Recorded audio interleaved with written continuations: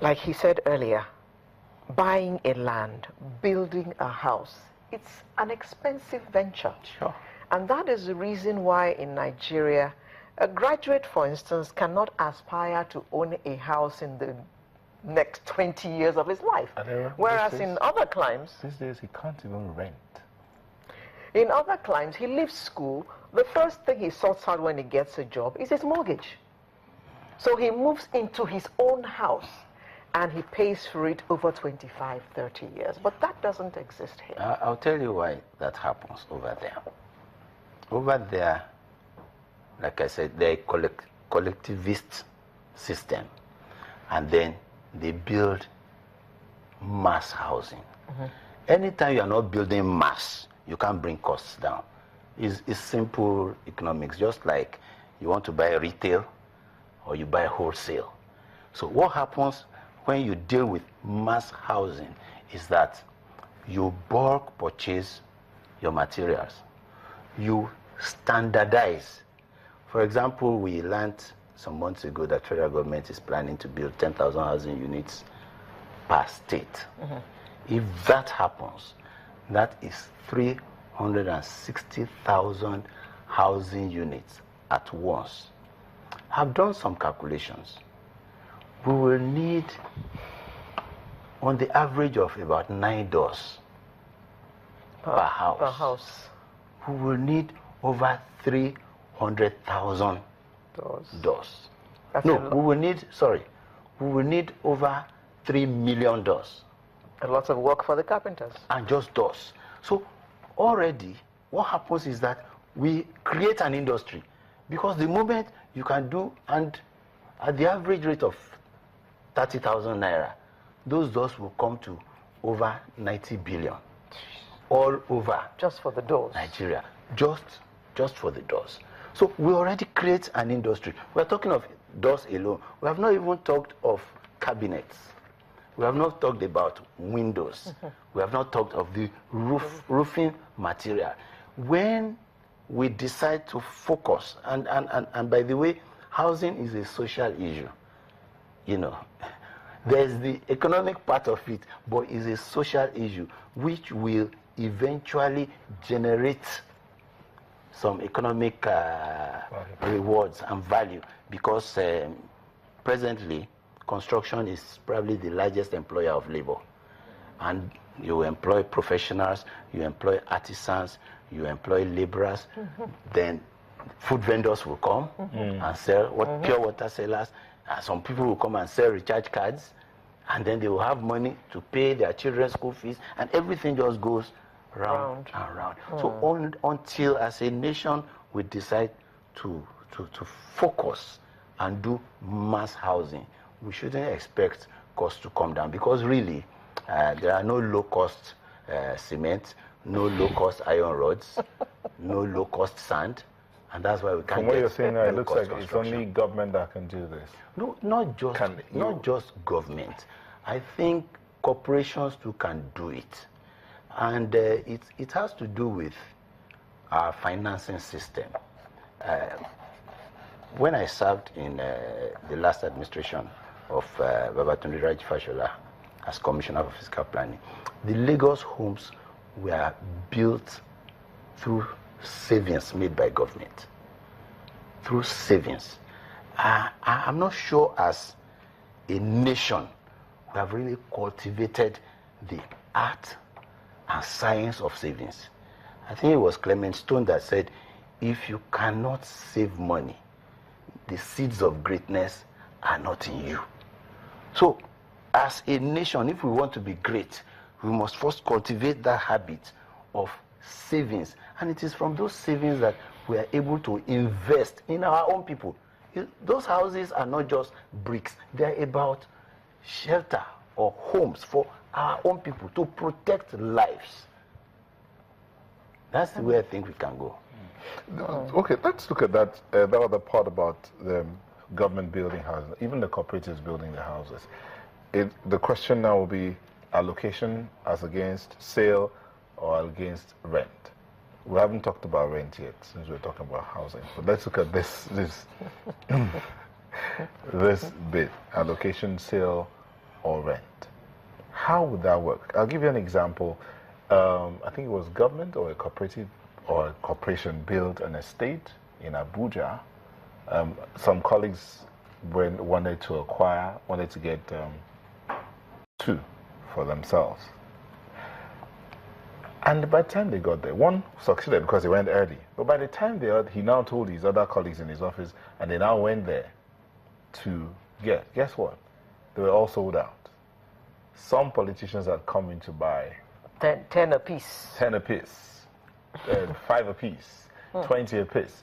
And then the rent there, back to the rent issue now, the rent there had been set at, I think, $750 for a 3-bedroom flat per annum. But those guys that bought pegged it at 1.5.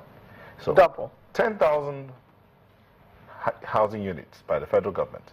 How would they be spread out? Okay, let me start from the last one. Sometimes I like to disagree with the way we look at some things. The first question I asked, why 10,000 in every state? The demand in Lagos State will be different from demand in Bauchi Akwa Ibom or Cross River, because the population congestion is less and the demand is less. So, and that's why I said the initial estates were not based on any studies.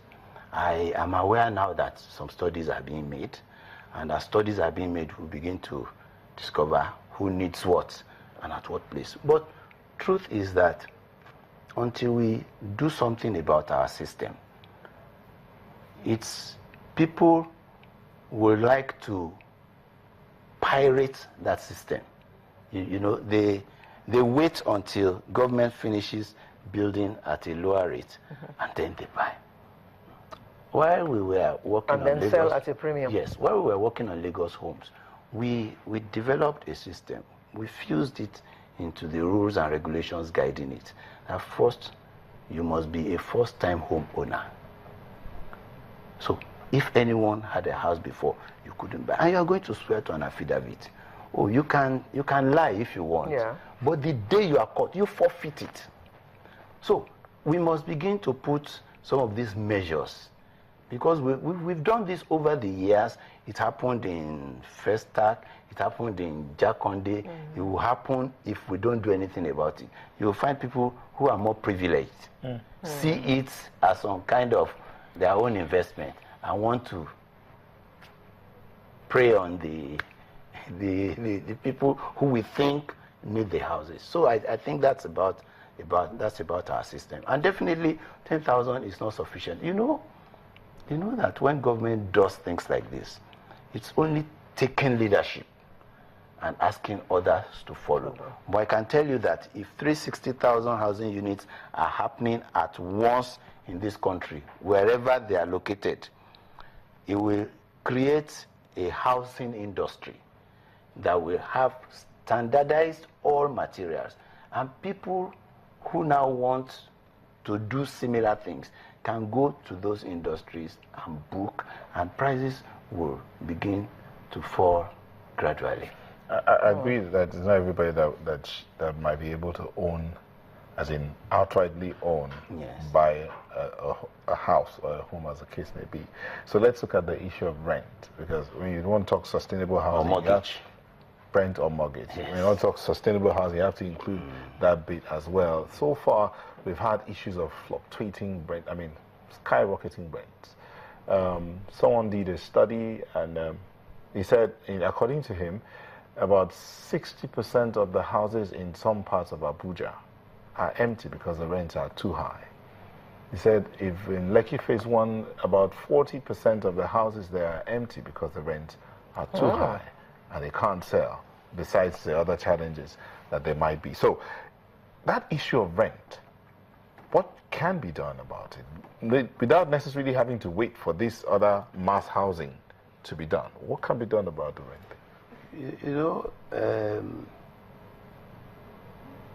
In some places, you pay for occupying land and not using it. Like if I have a house Like I told you the other time, I have a 4-bedroom house, 3-bedroom upstairs, 1 guest room, and then it remains just myself and my wife. And we're using only 1 bedroom. We'll pay tax on the remaining rooms.